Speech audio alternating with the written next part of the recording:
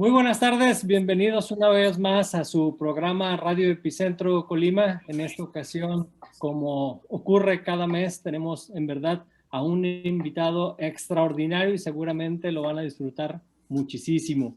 También quiero saludar a todos los colegas filiales a Radio Epicentro que nos escuchan a lo largo y ancho del país y también en algunos países de Centro y Sudamérica.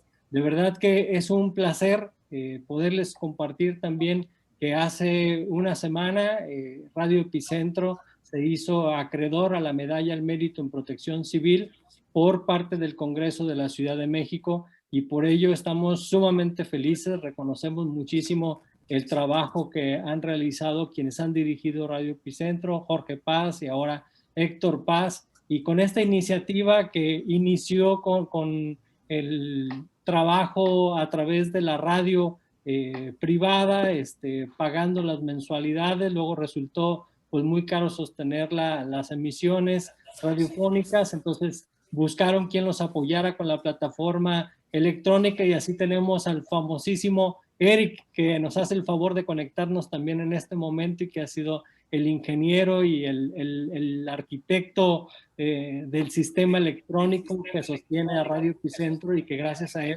tenemos el placer de llegar a todos ustedes. Les decía que tenemos un invitado extraordinario y la verdad que tenemos preparado una capsulita que aunque la grabamos hace tiempo, pero yo creo que es demasiado ilustrativa del trabajo que realiza Rogelio. Y antes de presentarlo, me voy a permitir, si este sistema me lo permite, compartirles esta cápsula para que lo puedan apreciar. Nada más déjenme ver dónde encuentro la pantalla.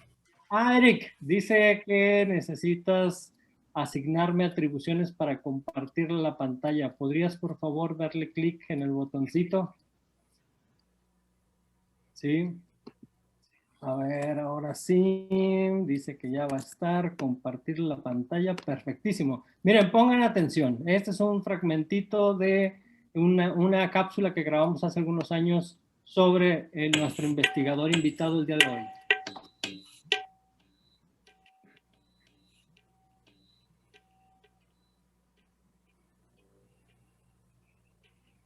Hola, soy Rogelio Altés, profesor titular de la Escuela de Antropología de la Universidad Central de Venezuela, antropólogo e historiador, doctor en Historia por la Universidad de Sevilla y magíster en Historia de las Américas.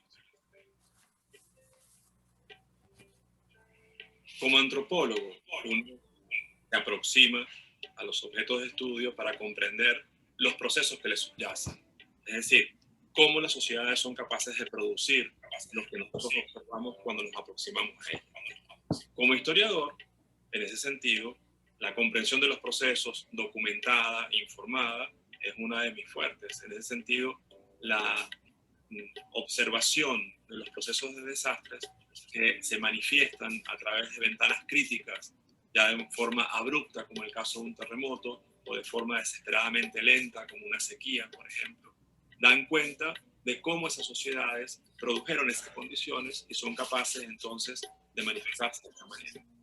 Allí que, en mi caso como investigador, me dedico a este tipo de temas y llegué a ello. Me llamo en un ratito que estoy mucho tiempo, cuando en el año 96 la Fundación Venezolana de Investigaciones Sismológicas me contrató para el estudio de los sismos de 1812, que acabaron siendo uno de los ejes centrales de mi proceso de formación.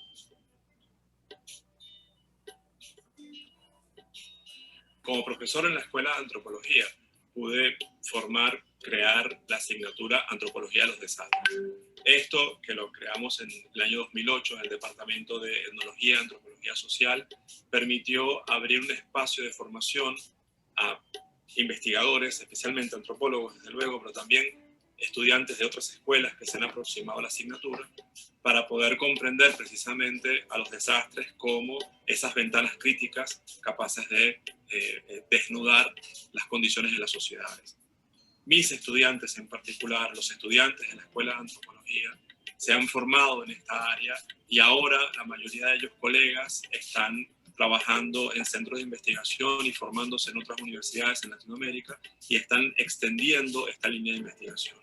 hasta estos estudiantes llega mi trabajo directamente, y en tanto mi vocación como docente, ellos son de alguna forma la proyección, la prolongación, pero sobre todo el mejoramiento de lo que uno hace como docente. Dentro de estos estudiantes, quiero destacar principalmente la obra que están haciendo quienes son ahora mis colegas. Andrea Noria, por ejemplo, en el doctorado de la Universidad Autónoma de Chile, Mariana Sarre Rodríguez, que está en el CIESAS, María Victoria Padilla, que hizo una investigación asombrosa sobre la sequía de Paraguaná en 1912, pero también mis estudiantes de ahora, que están también participando en este proceso de investigación, que no se quedan solamente con las clases, sino que van a buscar temas de investigación y los extienden. Gracias a ellos también yo puedo seguir desarrollando investigaciones. Me apoyo mucho en ese feedback de clase que me permite seguir creciendo como investigador al respecto. Siempre que nos aproximamos a objetos de estudio, nos estamos aproximando a procesos históricos y sociales. De allí que la metodología que desarrollamos es precisamente la del conocimiento crítico y analítico de los procesos. En ese sentido, nosotros desplegamos herramientas analíticas e interpretativas que se apoyan en la antropología y en la historia, o bien las dos cosas porque no hay diferencia entre una y otra. De allí que, como dice Eric Wolf, creemos en una historia teóricamente informada y una teoría históricamente informada. De tal manera que el conocimiento de esos procesos necesita de una base documental intensa que nos permita reconstruir los contextos, como lo indica Godelier, redescribir los procesos y los hechos, como lo dice Brodel, e incluso enfocarnos en una descripción densa, como dice Clifford Geertz. En todo caso, también apoyamos una redescripción densa, porque muchos de estos hechos ya han sido estudiados. De allí que la metodología fundamentalmente apunta hacia una descripción, redescripción, reconstrucción y conocimiento crítico y analítico de los procesos que le subyacen a cada uno de esos hechos a los que nos aproximamos.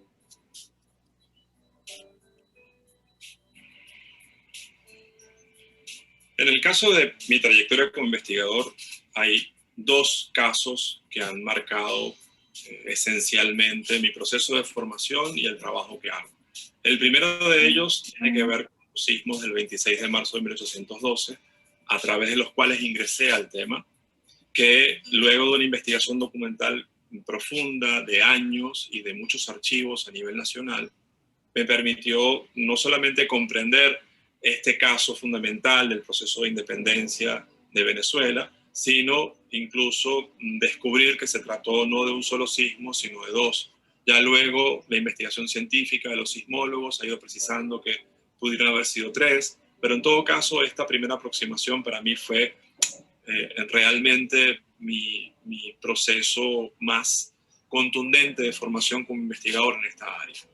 No obstante, creo que el caso más estremecedor, incluso en mi biografía, tiene que ver con el desastre de Vargas en 1999. Por el hecho de que vivía en la región, por lo que representó para mí ser tanto un sobreviviente como un testigo, pero al mismo tiempo tener la mirada del especialista en el problema y poder tener este caso abierto como una escuela abierta, tanto para mí como para mis estudiantes, a través del tiempo. Esto me permitió, entre otras cosas, acercarme al nudo más fuerte del problema, que desde mi punto de vista ha tenido que ver con el número de muertos. Lo que se ha dicho a través del tiempo, lo que ya se dejó de decir, lo que se dijo oficialmente, lo que se explotó con esto, la idea de las decenas de miles de muertos y todo lo que esto representó, condujo desde luego a que uno se estableciese una duda razonable al respecto y que luego pudiese desarrollar una investigación con todas las herramientas de investigación histórica, en una profunda revisión documental, pero también con la atención teórica de la antropología e incluso con métodos etnográficos para poder comprender de qué se trataba, lo que estaba sucediendo, lo que sucedió realmente con ese desastre de muertes masivas. Lo que nos permitió esta investigación fue precisar que no hubo decenas de miles de muertos, que si acaso hubo 700, que es lo que pudimos precisar con la investigación documental, no deja de ser, por lo tanto, un desastre de muertes masivas. Al mismo tiempo, esta investigación, que ha sido realmente una aproximación sensible en mi biografía, pero también con relación a lo que significa como hecho histórico, me ha permitido también desarrollar esta línea de investigación dentro del estudio histórico y social de los desastres, dentro de la antropología de los desastres, que tiene que ver con los desastres de muertes masivas, un ámbito bastante tenue, opaco, del que poco se ha hecho, pero con el que se convive a menudo en el mundo.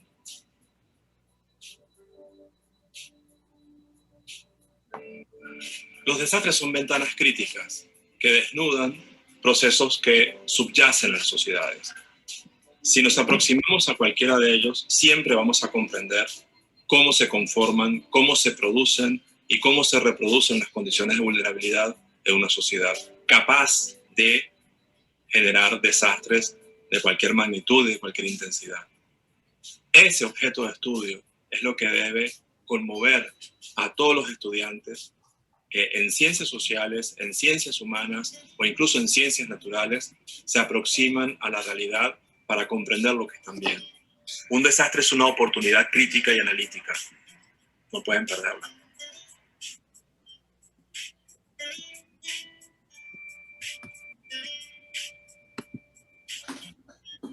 Bueno, pues ya lo vieron, tenemos aquí un extraordinario investigador de verdad, con toda una expertise de trabajos previos realizados en campo, pero también con una productividad bárbara. Ahora saludo a don Luis Salazar, que nos hará el favor de darle la bienvenida a nuestro invitado también y mencionarnos algunos datos curriculares para ya cederle por fin la palabra a don Rogelio Altés también, ya que ya está listo y ya está conectado. Adelante, don Luis, lo escuchamos. ¿Cómo estás? Sí, Ray. Pues muchas gracias, Rogelio. Muchas gracias, Ray, por estar acá en este programa nuevamente. Pues es un gusto ver a Rogelio, aunque sea por medio de la tecnología, por medio de esta conferencia en línea, pero he tenido la oportunidad y quiero agradecerte, Rogelio, los conocimientos que nos dejaste en Colima con tus visitas y tus ponencias que realmente fueron muy, muy enriquecedoras. Y más que todo, la pasión que le pones al tema y la dedicación que demuestras en cada una de ellas, ¿verdad? Es un deleite escucharte y aprender de todo el conocimiento que tienes. Pues vamos a poder hacer un poquito de resumen porque realmente Rogelio Altés tiene una amplia trayectoria curricular. Es uruguayo-venezolano, tiene una maestría y doctorado en Historia de las Américas, es profesor e investigador de la Universidad Central de Venezuela, tiene en su haber 65 artículos en revistas científicas, 32 premios de condecoraciones, becas y distinciones nacionales e internacionales. Yo sé que a Rogelio no le gusta, por eso le van a ver las expresiones que lo nombremos, pero realmente es un orgullo pues tenerlo en el programa de Epicentro y vamos a seguir, Rogelio, aunque hagas esas caras. Yo sé que no te gusta que hablemos mucho de ti, pero de los temas sí, pero tiene 26 capítulos de libros autoriales individuales, 7 financiamientos especiales, 6 libros de autoría individual, 5 libros como editor, coeditor y coordinador, 4 obras de referencias especiales, 2 libros en coautoría, 82 ponencias nacionales, 55 ponencias internacionales, 18 nombramientos, 18 asignaturas impartidas, 14 comisiones y membresías, 12 tesis dirigidas, 11 eventos internacionales organizados, 8 asignaturas internacionales, 5 cargos administrativos y 3 evaluaciones. Realmente este es un pequeño reseña de nuestro buen amigo Rogelio, al cual, pues, como lo dije al comienzo, me siento muy orgulloso de poder estar nuevamente con él, aunque sea por este medio, y hacerle una pregunta que a todos nos inquieta y a veces muchos caemos en la, ¿cómo te diré?, de chiripada, como le dicen aquí en México, o por cuestiones del destino, ¿verdad? ¿Cómo te iniciaste tú en la antropología de los desastres? ¿Cómo caíste en esos temas tan apasionantes?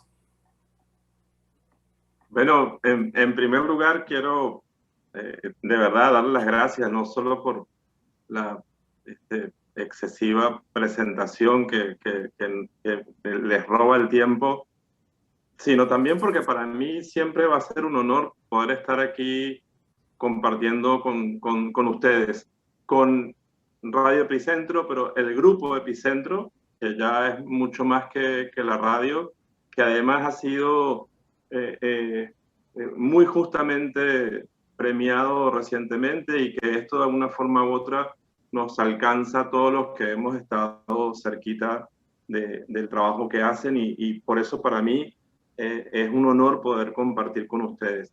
Y tengo que decir también bueno, que yo me siento feliz cada vez que entro en contacto con ustedes y cuando estoy en México más todavía. Es uno de los espacios en donde tengo mejores amigos, grandísimos colegas y sobre todo con quienes uno puede trabajar. Así que yo soy el agradecido por estar acá.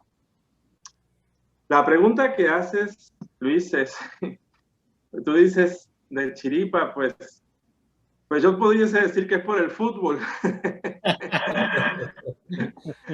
Porque en verdad yo estaba haciendo mi maestría en historia hace ya mucho tiempo, en el siglo pasado, cuando estaba investigando en la Hemeroteca Nacional en Caracas y me tropecé con un ingeniero que conocía de cuando éramos estudiantes del fútbol y lo veo al ingeniero revisando periódicos del siglo XIX y no tuve más remedio que preguntarle qué diablos hacía ahí, porque además intuía yo que el hombre estaba perdido, ¿no? Pero entonces él me explicó, en ese momento para mi sorpresa, que existía una línea que se llamaba por entonces sismicidad histórica y que se estaba desarrollando en la Fundación Venezolana de Investigaciones Sismológicas y que estaban investigando sismos del pasado a través precisamente de metodología documental. Le dije, oye, mira, bueno, sí. Además me ofrecí, más por interés y por solidaridad, pero así fue como me llevaron a la Fundación Venezolana de Investigaciones Sismológicas y por asignarme la investigación de los sismos de 1812, acabaron formándome en la investigación de los sismos del pasado desde el punto de vista sismológico, pero entonces uno lo hace desde el punto de vista histórico y social. Y eso me permitió a mí, desde entonces, entrar en contacto con dos aspectos que fueron decisivos. En primer lugar, el concepto de riesgo. Es decir, lo que representaba el riesgo como, en la visión de las ciencias naturales, pero cómo estos científicos lo llevaban hacia el problema social, ¿no? Y por otro lado, que entendí muy rápidamente, porque eso ocurrió en 1996, y que ellos explicaban que los desastres no son naturales, ¿no? Entonces, esas dos cosas entraron muy fuerte y le permitieron al trabajo que yo estaba haciendo de investigar documentalmente sobre los efectos de un terremoto, pues darle un empaque de comprensión histórica y social. Y a poco tiempo de eso, ingreso definitivamente en mi escuela, en la Escuela de Antropología, y sin dejar de trabajar esto, pues estaba trabajando en mi especialidad, que era que sigue siendo la sociedad colonial. Y entonces, por supuesto, esto cada vez fue cobrando más forma, más densidad, más profundidad analítica, porque los terremotos de 1812 en Venezuela tienen lugar en el contexto de la independencia, es decir, en el fin de la sociedad colonial. Y comprender esto como un proceso social que está entrelazado con un fenómeno natural, pues es una oportunidad para el pensamiento antropológico. De ahí salen muchísimas cosas, muchísimos trabajos, pero también la posibilidad de relacionarme con colegas decisivos en mi formación, como Virginia García Costa.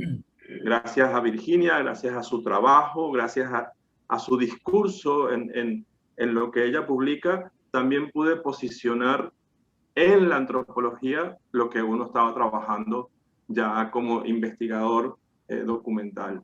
Y así, en la madurez de todo esto, en el seguir desarrollándolo, en haber sobrevivido a un desastre tan importante como el de 1999, finalmente le pude dar incluso una práctica mucho más directa al poder fundar en la Escuela de Antropología de la Universidad Central de Venezuela la asignatura Antropología de los Desastres, que, o sea, sin habérmelo propuesto, pero finalmente es así, ha sido la primera con ese nombre y con ese contenido en América Latina, y aún no sé si hay otra más. Así que digamos que la antropología de los desastres llega por un proceso de formación, por experiencia y por un resultado transversal en el ejercicio de la profesión. Yo creo, una de las... Yo me siento feliz al respecto. Es decir, muchas veces el trabajo que uno desarrolla o que la gente desarrolla acaba siendo un peso en la vida. Yo, gracias a esto, no solo he crecido, sino que he conocido gente maravillosa y tengo amigos que como ustedes, que realmente son un premio en la vida. Entonces, yo estoy feliz con lo que hago. Y esto, desde luego, se lo debo no solamente a una línea de investigación, sino a los colegas que me acompañan en ello. Sí, de verdad que todo lo que nos mencionas, Rogelio, en parte me ha tocado presenciar ese desarrollo desde el año 2010 en que nos conocimos en la Ciudad de México, y siempre me ha sorprendido cómo estás en distintos lugares haciendo estancias, ya sea en Chile, ya sea en Colombia, ahora que estás en Sevilla con esta estancia que estás realizando, y cómo, a pesar de las circunstancias económicas que tiene Venezuela, tienes esta capacidad para poder viajar, para poder hacer estas estancias, para poder seguir con la formación de estudiantes en distintos lugares, de cursos, de seminarios, y esta perspectiva de siempre vincular a distintos investigadores y a distintos temas, y de buscar la manera de siempre vincular el hecho como tal, el evento, la manifestación, pero siempre en su contexto, y entender qué es lo que está sucediendo con la sociedad, cómo responde ante las circunstancias particulares. Y en ese sentido, pues una pregunta también obligada que habría que realizarte en este momento es: ¿cómo ha sido para ti, por ejemplo, pasar de este estudio de los sismos ahora ver con ojos y carne propia un desastre asociado a los virus como lo estamos padeciendo en estos momentos? ¿Qué ha ocurrido en tu reflexión con relación al riesgo, al desastre, a la amenaza, y quién es amenazante en estos momentos? Bueno, pues sí, desde luego que, y eso lo sabes tú muy bien, cuando uno va al archivo, a la hemeroteca, a buscar fuentes, vas a buscar ciertos datos que tienen que ver con lo que estás trabajando, pero te consigues el universo entero. Entonces, claro, uno lo ficha todo y termina teniendo una cantidad de información, un banco de información que te dura para toda la vida. Eso es el resultado de este trabajo. Entonces, verás, cuando yo empecé la investigación histórica, antes de todo esto, uno iba muy enfocado a buscar la información puntual que uno estaba trabajando. Pero esta experiencia abrió el espectro. Entonces tú no estás trabajando solamente en un terremoto, sino todo el contexto, y eso empiezas a tomar nota de muchas cosas y te das cuenta siempre que los desastres no vienen solos, ¿no? que son en realidad la articulación catastrófica de muchas variables que van de repente de la mano de una más importante, pero que arrastran otras. Entonces, ahí, en efecto, uno se consigue contagios, lluvias, huracanes, sequías, etc. Cuando pasa esto, pudiese decir ahora que es uno de los desastres que uno ha vivido en la vida, no el único, para algunos de pronto sí, es el primero y tal, este es uno más, ¿no? Cuando pasa esto, entonces vuelves a echar mano de toda esa información concomitante, es decir, que aparece, con la que alguno también ya había trabajado en otro momento, como precisamente, y tú también, la pandemia de 1918-19, y de pronto vivir, vivir el objeto de estudio, ¿no? Vivirlo es no sé, desde luego que uno no puede decir, qué oportunidad y ponerse contento, ¿no? No, pero es una experiencia, bueno, impactante, ¿no? Impactante. Porque además tenemos, y ahí sí creo que somos unos grandes privilegiados, las herramientas suficientes para poder comprender críticamente lo que te envuelve y que muchas veces no te deja ver lo que está pasando, ¿no? Entonces, ahora mismo yo creo que estamos en medio, sin duda, de un desastre. No lo han llamado así.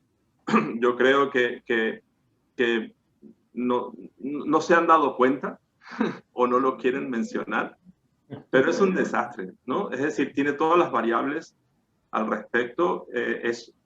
Cuando menos es un hecho adverso de gran magnitud, ¿no? Que es en todo caso uno de los sinónimos con los que podemos llamar desastre, ¿no? Entonces, esa adversidad, como todos los desastres, no viene sola. Y aquí estamos frente a un evento que es mucho más que el virus, ¿no? Es un evento social, global. O sea, si es global, no puede dejar de ser social. Y al mismo tiempo es un hecho histórico, ¿no? Y no porque la significancia que tendrá en el futuro, sino porque es la expresión de un proceso histórico, ¿no? El virus no aparece per se, si bien puede ser el resultado de una zoonosis, sin duda la posibilidad de que el virus exista está en cierto contexto, en cierto equilibrio biótico que se rompe por un proceso social y que se derrama, se esparce, ¿sí? Por contextos históricos. Si esto hubiese ocurrido hace 200 años, probablemente el impacto no hubiese sido global de manera tan rápida.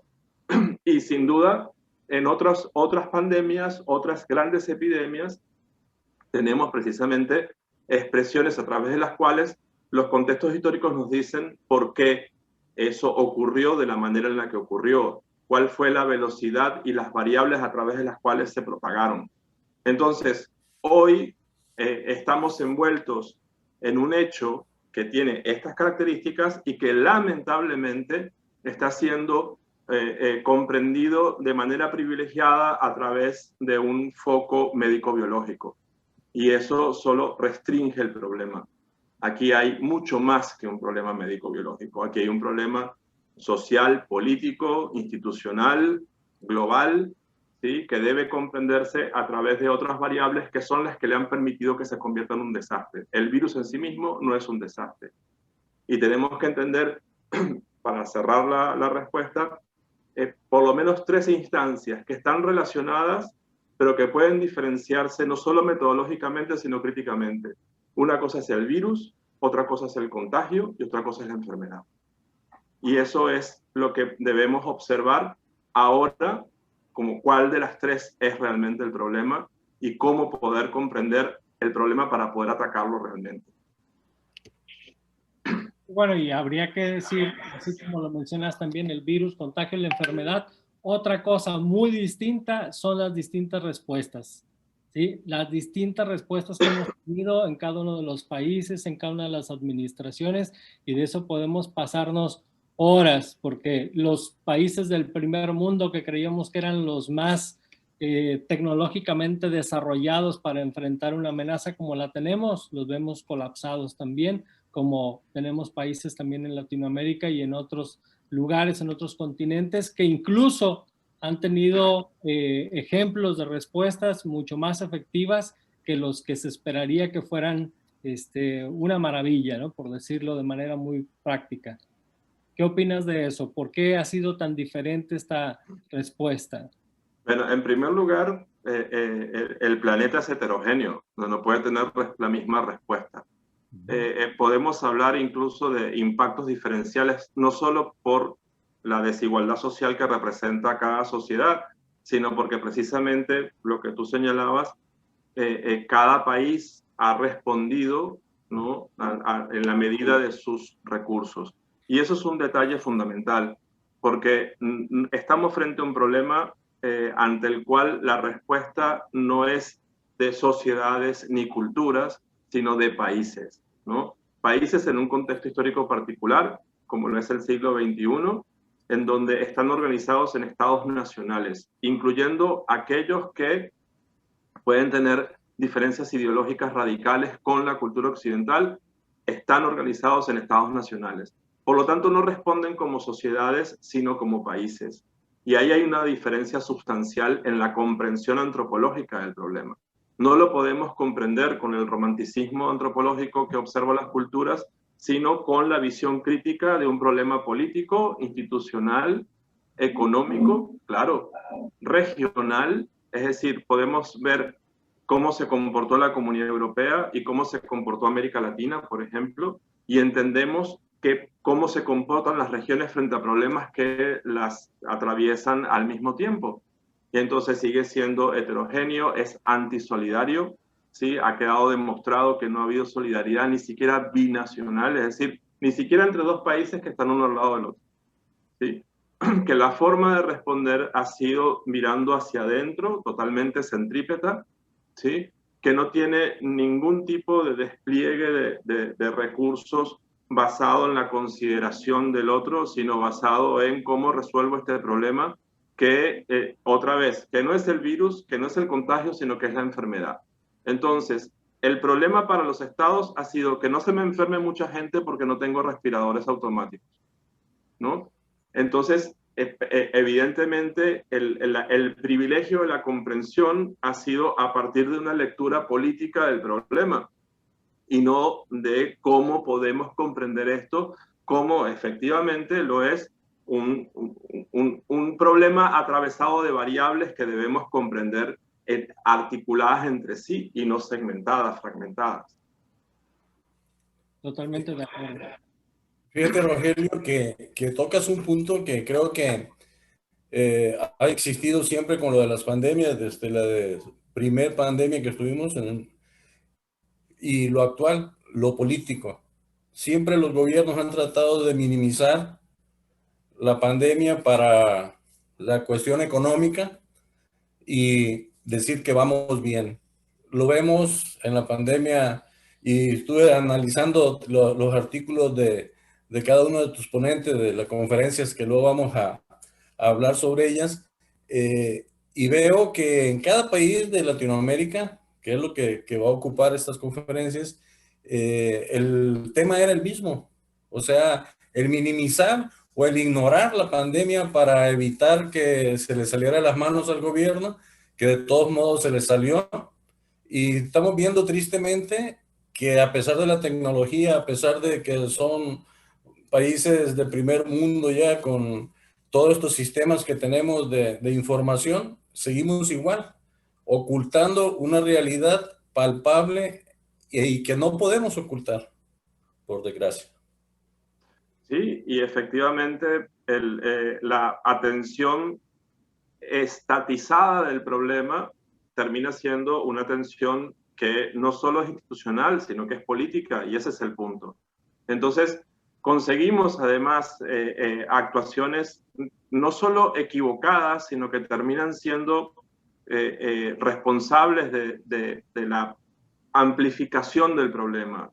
No hablemos de Brasil, o de Trump en Estados Unidos, y paremos de contar, pero sí tenemos claro que en muchos casos la forma política de tratar un problema que debe ser resuelto a través de respuestas mucho más elaboradas que la estrategia política, lo que ha hecho es contribuir con el aumento, ¿no? la propagación, la amplificación del problema, y que, bueno, desde luego estamos metidos en este problema, y si sigue adelante también será responsabilidad de él. Y bueno, desde el siglo XIX, pero principalmente desde el siglo XX, la respuesta ante los virus, ante las epidemias y pandemias, ha sido materia que se le ha encomendado de manera prioritaria a los médicos. Pero resulta que ahora en el siglo XXI también los investigadores sociales y los humanistas tenemos una gran responsabilidad frente a lo que está ocurriendo. ¿Cuál es, desde tu punto de vista, ese papel fundamental que deben desempeñar investigadores de las ciencias sociales o las humanidades, incluso lingüistas,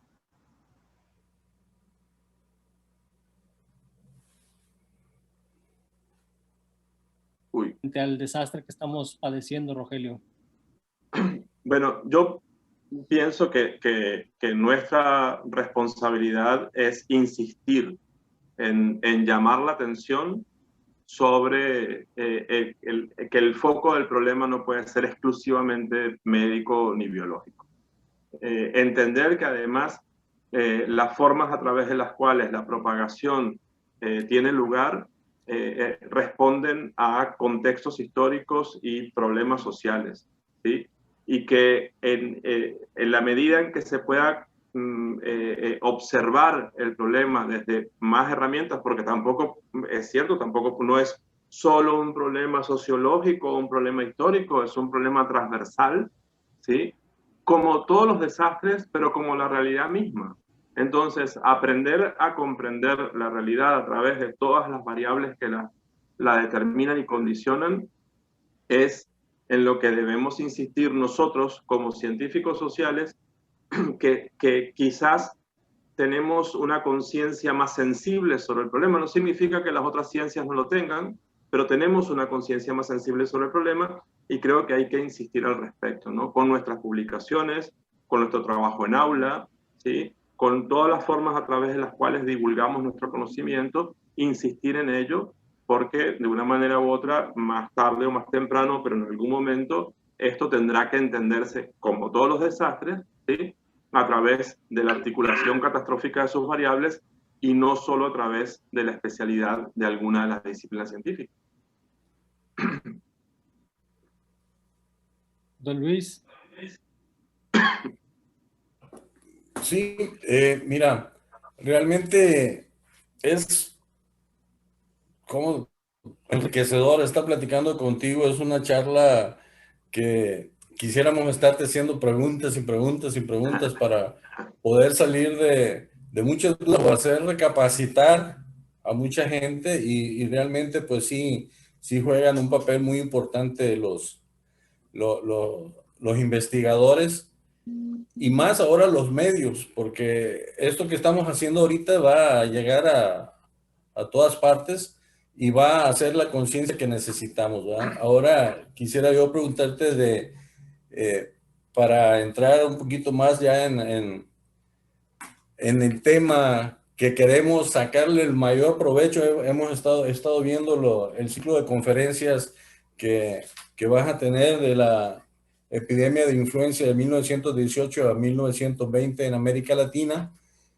y todos los temas están fabulosos. O sea, va a ser enriquecedor estar muy atento y agendar, yo creo que un pizarrón para que no se nos pase ninguna de todos estos temas, y me di el trabajo de leer un poco de cada uno de tus ponentes, y realmente no sé, o sea, es una pregunta que me nace y quiero hacerte ¿cómo le haces para conseguir la calidad de gente, no nomás en estudio, porque todos tienen doctorados, todos son unos investigadores muy buenos, pero en sí a mí lo que me llenó de cada uno de ellos es la pasión que le meten a cada uno de sus artículos, son gente en su país, como la doctora de Costa Rica, Ana María, es conocida porque ha hecho unos cambios fabulosos y es una luchadora social en Costa Rica.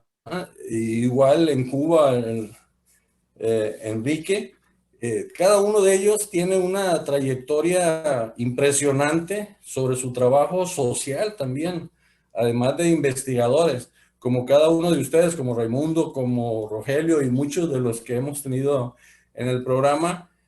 Y tú, desde los diferentes lados, ¿cómo hiciste para conseguir uno de cada lado? Porque es impresionante la capacidad de cada uno de ellos y la capacidad tuya para convencerlos para estar acá, ¿va?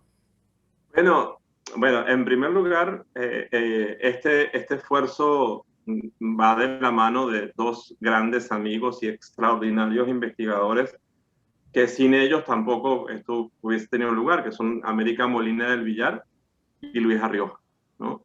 En un principio, de hecho, esto forma parte de un proyecto mayor, que es que cada uno de estos autores, más los que no están aquí, que vendrán en la segunda etapa, entre septiembre y noviembre, es decir, tenemos 2 temporadas de la serie.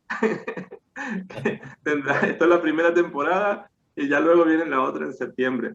Que cada uno de ellos tiene que aportar un estudio, ¿no? con relación a su país o incluso a su ciudad, porque llama mucho la atención que un tema como este no tenga grandes estudios en América Latina. Eso es uno de los asuntos que también es tributario del desastre que vivimos ahora.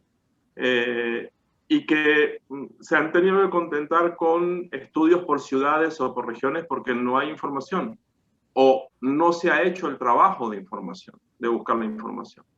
Entonces, gracias a la propuesta, o sea, hablé primero con América y luego hablamos con Luis y empezamos a pensar solamente en el libro, ¿no?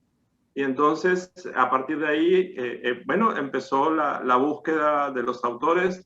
Y tú sabes de alguien y tú a quién conoces y a quién le podemos decir. Y bueno, vamos a buscar, mira, conseguí este aquí, vamos a escribirle. Tengo un amigo en Chile que le voy a preguntar. Entonces él, sí, yo te mando esto, escríbele a ella. Y así fue como lo hicimos, ¿no? Es cierto que escribirle a cada uno, a los que no conocíamos, era también un poco incómodo. Pues, ¿la tuteamos? ¿No tuteamos? ¿Qué decimos? Entonces, siempre el primer correo es súper formal, es una bula, ¿no? Estimado doctor, no sé qué, tal, entonces tal, explicas todo lo que está acá, y entonces su trayectoria y tal, y termina siendo, digamos, esa primera aproximación tan formal y tan fría, y luego te das cuenta que hay gente que también trabaja como nosotros, que investiga y que se suma, ¿no? Gustoso a la iniciativa. Pero debo decir, y por supuesto no vamos a dar nombres, que los países que faltan son gente que convocamos que dijeron que no, ¿sí? Sí, además, uno de los países que falta, que no está ahí, no, yo no tengo tiempo. O sea, no me molesten, pues, ya. Y otros que de pronto respondían, oye, sí, pero bueno, pero no, yo no puedo hacer esto, y te voy a pasar el correo de fulano, le escribes a fulano y te contesta 15 días después, sí, pero no, yo no, de verdad que no. Entonces, de verdad, no es fácil, no es fácil. Para nosotros sería mucho más completo si tuviésemos más países, ¿no? De los que están allí, para dar cuenta del problema. Pero es toda una experiencia. Y algunos ni siquiera los hemos visto en cara ni así. Así que probablemente los veremos por primera vez en las conferencias, ¿no? Y entonces termina siendo una experiencia muy interesante. La idea de estas conferencias que sí que se me ocurrió aquí en Sevilla, también ha sido, bueno, nada, mis compañeros del departamento muy bien y tal, pero entonces la respuesta es tantas, ¿por qué tantas? ¿Sí? Y además con poco espacio, o sea, 15 días, ¿por qué no haces una por mes? O sea, una por mes terminó en el 2025.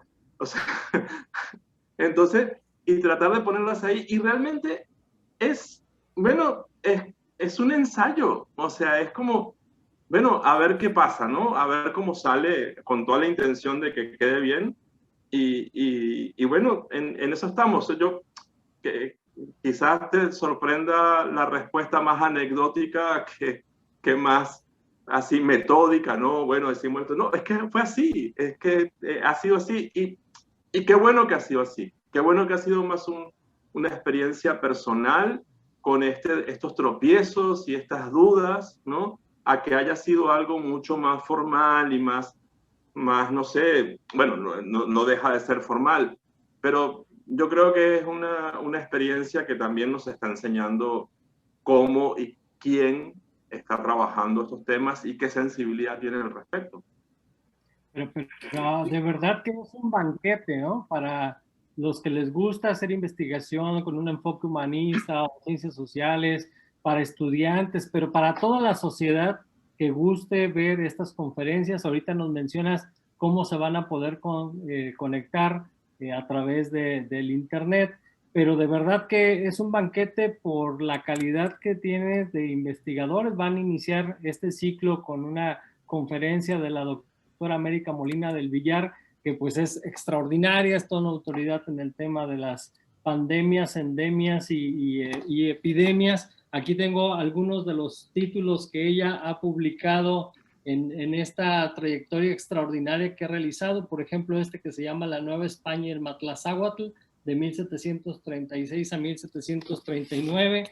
Este libro también, que fue su primer gran trabajo, muy, muy interesante, aunque se vea que es un libro pequeñito, pero de verdad que es súper interesante porque analiza cómo se comportaba la sociedad, principalmente la parte religiosa, frente a estos eventos epidémicos, en particular este caso en 1737, cuando se nombra santo patrono a la Virgen de Guadalupe en la Ciudad de México frente a la epidemia que estaba destruyendo a la sociedad.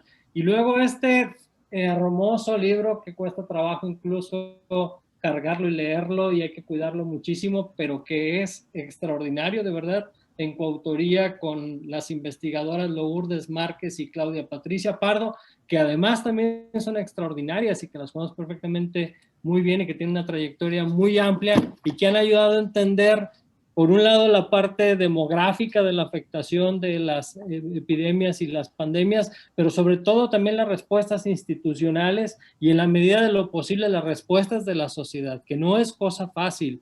Hay que analizar muchos documentos, hay que poner bastante atención a las minucias, a lo que están diciendo ahí un poco de la sociedad, porque también, como ocurre con otros desastres, en las epidemias, normalmente el comportamiento de los de a pie, de la gente más sencilla, pues se deja de lado en la documentación y se prioriza el nombre de grandes personajes, de los grandes médicos, de los grandes políticos, que son los que toman decisiones. Pero ahora estamos viendo, en este contexto de desastre, que las decisiones más importantes empiezan por nosotros mismos, por ponerte el cubrebocas, por mantener la distancia, seguir las indicaciones, no solamente las decisiones que toman las grandes autoridades, ¿no?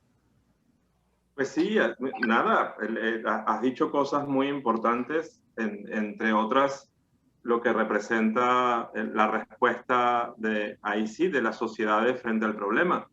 Porque, por ejemplo, que en el siglo XXI nos estén recordando que hay que lavarse las manos, es como, caramba, yo pensé que lo sabíamos, ¿no? y de pronto, cuando echas la vista atrás, te das cuenta que la gente empezó a lavarse las manos hace nada en la vida, ¿no? Igual que el uso de cubiertos para comer. La gente Y lavárselas comía con la mano. bien. ¿Ah? Lavárselas bien. Y lavárselas bien, además. Claro, no solo hacer así y ya está con agua, ¿no? Pero bueno, precisamente esto ha sido un proceso histórico, ¿no? Social y cultural, que no podemos dar por sentado, ¿sí? A partir precisamente de entender que la gente empezó a lavarse las manos hace nada, ¿sí? Y que cuando cuando se dieron cuenta que la fiebre puerperal era algo que estaba, que partía precisamente de tener las manos sucias en las primeras décadas del siglo XIX, ¿sí? Decirle a la gente en un momento en donde solo circulaban periódicos que ni siquiera eran diarios en el mundo, que tenía que lavarse las manos, pues evidentemente el impacto de todo esto fue mucho más lento. Hay que reconocer que la gente habrá empezado no solo a lavarse las manos, sino a bañarse todos los días, ¿sí? ¿Cuándo? ¿Cuándo la gente tuvo las condiciones de higiene que necesitamos para ser saludables solo por limpieza, ¿sí? No hablemos de alimentación, en su casa, al alcance de su mano? ¿Cuándo esto empezó a ser un aspecto cotidiano? Hace nada, ¿sí? Comparado con cientos de miles de años de la especie. O sea, hace nada, ¿sí? Entonces, una de las cosas que decías es muy importante, como, volviendo al ciclo, la participación de América en todo esto, ¿no? Para mí, que sea la primera, que además sea capaz de darnos una conferencia en donde pueda comparar ambas pandemias, es un regalo y de verdad que yo estoy muy orgulloso de que ella nos esté acompañando y que además esté codirigiendo todo esto también, es un premio. Y luego tienes jóvenes y tienes grandes maestros también ahí, Carbonetti, por ejemplo, en Argentina, que es extraordinario. Aquí en México también tenemos a Miguel Ángel Cuenia con este trabajo que fue su primer publicación a raíz de la tesis doctoral que se llama Puebla de Los Ángeles en tiempos de una peste colonial. Y él fue director de tesis de América también. Entonces luego hay este vínculo generacional entre quienes se dedican a investigar una amenaza en particular y desastres asociados a ese tipo de amenazas, ¿no? Además, Miguel Ángel yo no lo conozco personalmente y sin embargo le escribí y ha sido, bueno, pero... Tipazo. Tal cual. Incluso hay gente con la que uno se ha escrito que es un poco más formal en la respuesta, otros han sido mucho más cercanos. Y eso, tenemos mucha incógnita con relación a gente que no conocemos y que ves el trabajo y dice, bueno, sí, pero ¿y cómo será cuando exponga? ¿No? Sí. Entonces, hay aquí una duda deliciosa que espero además que se pueda resolver bien, que todos seguramente estarán a la altura y que la gente además pueda conectarse con esto desde la primera a la última, porque sí es cierto que son muchos. Pero sin duda lo que los une a todos es que son muy generosos. Nos hemos dado cuenta en este tipo de investigaciones que la gente que tiene la mayor trayectoria, como tú, por ejemplo, son increíblemente sensibles, son generosos y son divertidos y están viendo por los demás. Mientras otros que no tienen tanta trayectoria normalmente son muy celosos, tienen dudas de su propio trabajo, yo creo, tienen miedo de que les hagan algún comentario y cosas así, ¿no? Entonces uno aprende de los grandes que también hay que ser sensible, hay que ser generoso con la parte de las producciones. Don Luis, ¿algún comentario que guste hacer ya para ir cerrando este programa? Nos quedan 7 minutitos, entonces como los conozco, les voy a decir desde ahorita que ya tienen 1 minuto como última intervención para comentar algo que se haya quedado aquí pendiente. Adelante, don Luis. Pues, le cedo el minuto a Rogelio porque creo que a lo mejor hay algo más que quiera comentar en estas conferencias porque realmente es un manjar las conferencias que vamos a tener. Es algo, estuve viendo los temas, estuve viendo los ponentes y realmente te felicito a ti y al equipo por, no sé si fue cosa del azar, pero yo creo que todos los investigadores tienen esa cualidad, esa virtud, esas ganas de transmitir, nomás que a veces sus tiempos, los estudios, los trabajos que están haciendo los limitan y por lo general la mayoría de ustedes son muy directos y dicen no puedo y no pueden, no se dejan convencer, no son gente fácil, pero son gente muy apasionada en el tema y por eso a veces los horarios o los tiempos no son los adecuados pero tienes un panel extraordinario. Me di el trabajo, te digo, de ver cada uno de los trabajos de cada uno de ellos y no me voy a perder ninguna. Gracias y si hay algo que quieras comentar que se nos fue Adelante. No, bueno, al contrario, gracias a ustedes por la oportunidad, además de poder comentar esto, que está en proceso, además, porque, bueno, empezamos el 23 de marzo, y esperemos que se sume mucha gente. Ya, de verdad, ya como está mi correo allí, ya me escriben y cómo puedo hacer para estar.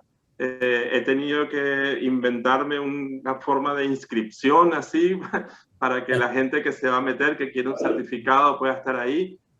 Y que al fin y al cabo también, por último, con relación a todo esto, casi en clave anecdótica, uno está acostumbrado a organizar un evento, un foro, una cosa que tiene lugar en un día o dos, a lo máximo, que reúne a la gente y ya está. Pero esto tiene una secuencia diferente y es una experiencia también. Es una forma distinta. Nosotros vamos a alcanzar el enlace de cada una días antes para no, digamos, marear a la gente con todo.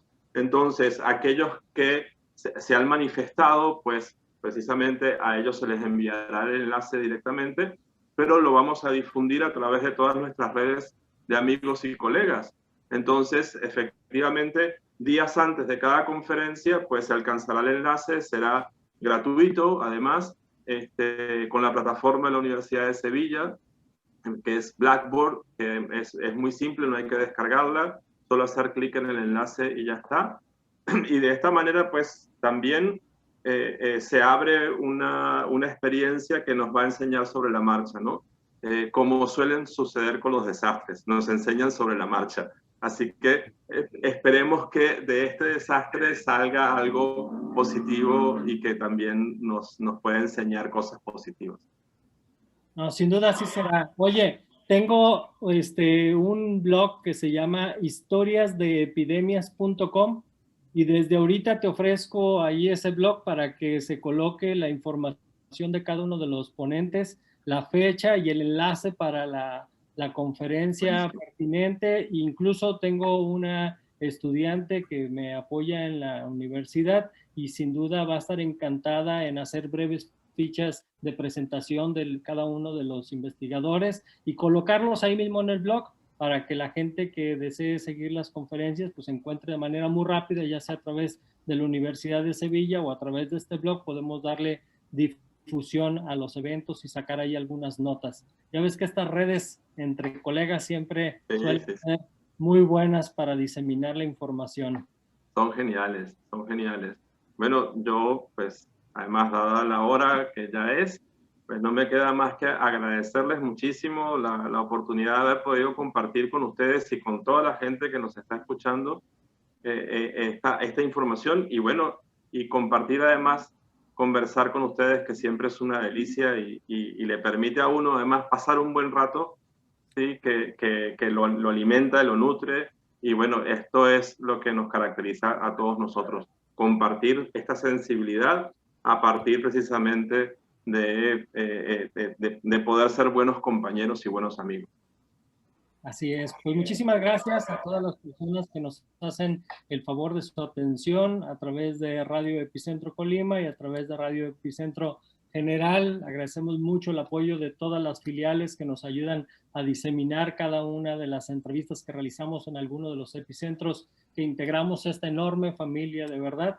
Y sobre todo le agradecemos muchísimo a todos ustedes que nos siguen también en las redes sociales. Por favor, no se olviden de darle like, de mandarnos ahí una indicación, algún comentario y seguramente los respondemos siempre, ya sea 1 o 2 días después, según podamos responder todas las inquietudes, pero además también ojalá que nos apoyen mucho a compartir esta presentación y a comentar este video con sus colegas, porque si a ustedes no les sirve ahorita algo de la información, seguramente a alguno de sus amigos les servirá. Un placer, amigazo Rogelio, carnalito del alma, un placer de verdad que hayas estado aquí en el programa. Y don Luis, como siempre, también un placer compartir esta conducción. Les envío un abrazo a todos y que estén muy bien. Cuídense mucho de la pandemia porque todavía sigue, no se ha quitado. Y ahora en este periodo de vacaciones seguramente tendremos los impactos negativos. Entonces, por favor, traten de quedarse en casa